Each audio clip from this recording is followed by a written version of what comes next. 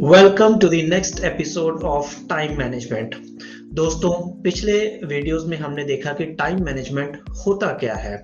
अगर ये हमारी लाइफ में नहीं होता तो इसके क्या-क्या रिजल्ट हमारी लाइफ में आते हैं। और ये अब ज़रूरी बन जाता है हम सबके लिए, आपके लिए, मेरे लिए, हम सबके लिए कि ऐसे कौन-कौन से सीक्रेट्स हैं जिससे टाइम मैनेजमेंट हमारी लाइफ में आ सकता है। तो दोस्तों, मेरा ये वीडियो उन सीक्रेट्स को बताने के लिए ही बनाया है मैंने। ये सीक्रेट्स बड़े डुएबल हैं, जो हम हमारी डेली लाइफ में ला सकते हैं और इसका फ़ायदा लाइफ में बहुत होता है, बिलीव मी। तो दोस्तों, चलिए चलते हैं सीधा what are the secrets to time management. इसके लिए मैंने एक माइंड मैप तैयार किया हुआ है और माइंड मैप के थ्रू ही हम सीखेंगे, जानेंगे कि टाइम मैनेजमेंट के कौन-कौन से सीक्रेट्स हैं जो हम हमारी लाइफ में ला सकते हैं। तो let us go straight away to the secrets. तो ये मेरी स्क्रीन अब सामने आ गई है। तो दोस्तों, टोटल जो सीक्रेट्स हैं उसमें हम कवर करेंगे what are the tips and techniques to achieve time management. ऐसी कौन-कौन सी बातें हैं, ऐसी कौन-कौन सी चीज़ें हैं जो हम करेंगे तो हमारे 24 घंटे हमें 24 घंटे से ज़्यादा लगने शुरू हो जाएँगे। हमें कांस्टेंट जो टाइम है हमारी लाइफ का उसको ठीक से यूज़ करने की एक एबिलिटी आ जाएगी। तो secret number 1 is set specific and achievable goals. दोस्तों, मेरी गोल सेटिंग की वीडियो में मैंने बताया था कि हमें स्मार्ट होना चाहिए, व्हिच मीन्स कि हमारे को गोल बड़े स्पेसिफिक बनाने चाहिए। इसका रीज़न ये होता है कि गोल जब स्पेसिफिक होते हैं तो आपका टारगेट, लक्ष्य बहुत क्लियर होता है आपके माइंड में कि मुझे करना क्या है।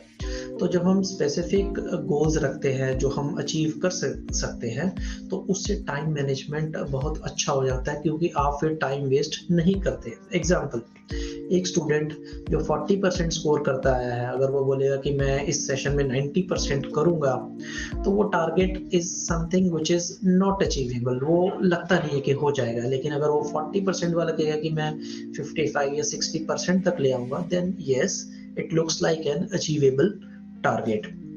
80% वाला कहेगा मैं 95 तक जाऊंगा, 98 तक जाऊंगा, यस, वो अपनी मेहनत से, वो अपनी लगन से वो स्कोर कर सकता है। सो अचीवेबल जरूर रखें अपने गोल्स को। Create a schedule is the number 2 tip. दोस्तों, होता क्या है कि सुबह हम जैसे उठते हैं, हम स्कूल चले गए, फिर हम वापस आए, फिर हम दोस्तों से मिल लिए, फिर हम कहीं मूवी देखने चले गए, हमने कोई मैच देख लिया, तो रात को 9-10 बज जाते हैं और पता ही नहीं लगता। Okay, so creating a schedule का मतलब ये होता है कि आपके दिनचर्या को आप छोटे-छोटे पार्ट्स में डिवाइड करते हो कि 8 घंटे मेरे को सोना है, अप्रॉक्सीमेटली 8 घंटे मेरे स्कूल में जाएंगे, approximately 2 to 3 hours I have to do my homework, कि मुझे जो स्कूल से एक्टिविटीज़ मिली है मुझे वो कंप्लीट करना है। अगर ये हम नहीं करते हैं, फॉर एग्जांपल आपने हैबिट्स के लिए एक छोटा सा स्लॉट रख लिया कि 1 घंटा मुझे ये करना है, हाफ एन आवर मुझे सोशलाइजेशन के लिए जाना है, तो अगर ये शेड्यूल्स नहीं होते हैं तो there is a high chance कि आपका टाइम बहुत ज़्यादा वेस्ट हो जाएगा और आपको पता भी नहीं चलेगा। तो अपने दिनचर्या का शेड्यूल ज़रूर बनाएं। Number 3 tip is use a planner. Planner दोस्तों होता है कि हम देखते हैं कि आज बैठे हुए कि मेरे को कल क्या करना है, मेरे को नेक्स्ट वीक में क्या करना है, मेरे को इस मंथ में क्या करना है, मेरे को इस क्वार्टर में क्या करना है, इस साल में मुझे क्या करना है। समझते हैं इसको। फॉर एग्जांपल, अगर आप किसी स्कॉलरशिप के लिए तैयारी कर रहे हैं तो आप उसको ये नहीं बोलेंगे कि मैं आज तैयारी शुरू करूंगा और मुझे अगले हफ्ते में स्कॉलरशिप मिल जाएगी। No, that is a plan for the full session, या अगले 3 साल का एक होराइजन हम लेकर के कर सकते हैं। सो यूज अ प्लानर। प्लानर से ये हो गया कि अगर कोई एग्जाम आ रहे हैं तो मैं उसके लिए कुछ प्लान करता हूँ कि मुझे मैथमेटिक्स पर जोर देना है, या मुझे साइंस में जोर देना है, या मुझे मेरे वीक एरियाज को स्ट्रॉन्ग करना है। तो प्लानर क्या कर सकते हैं, हम डायरीज ले सकते हैं, हम उस डायरीज में नोट कर सकते हैं कि जैसे एनुअल डायरीज आती है, मंथ वाइज ब्रेकअप होते हैं, तो उसमें आप नोट डाउन करें। नोट डाउन जैसे ही करेंगे आप देखेंगे कि आपके टाइम मैनेजमेंट टेक्निक्स बहुत खूबसूरती से आपके कंट्रोल में आ जाएंगे।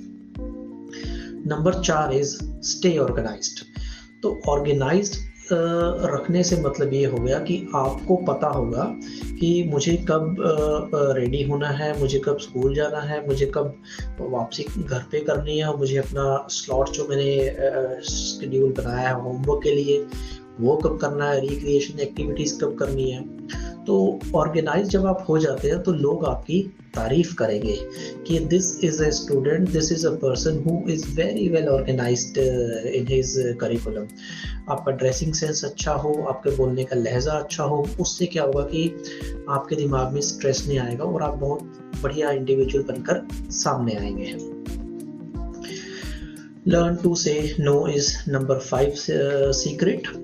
दोस्तों, ये हमारे सोसाइटी में या कल्चर में अक्सर ये देखा गया है कि हम ना नहीं कर पाते हैं। हम उस वक़्त भी ना नहीं कर पाते हैं जब हमें करनी चाहिए।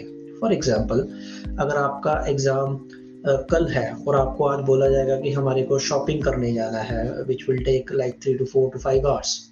सो इट डज़न्ट मेक सेंस कि आज दोपहर शाम को आज शॉपिंग करने जाएँ क्योंकि कल मॉर्निंग में आपका एग्ज़ाम है।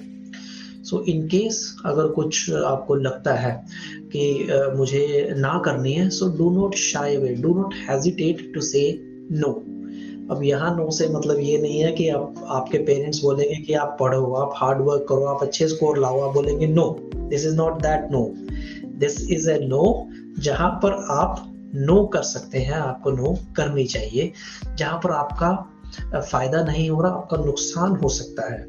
आपका फ्रेंड सर्कल हो, आपका फैमिली हो, आपका स्कूल हो या आपकी सोसाइटी हो, so you have to be very very careful in identifying कि मुझे ना कब करनी है और उस वक्त आप ना प्लीज कर दीजिए, टाइम बचेगा इससे। नंबर 6 है टेक ब्रेक्स।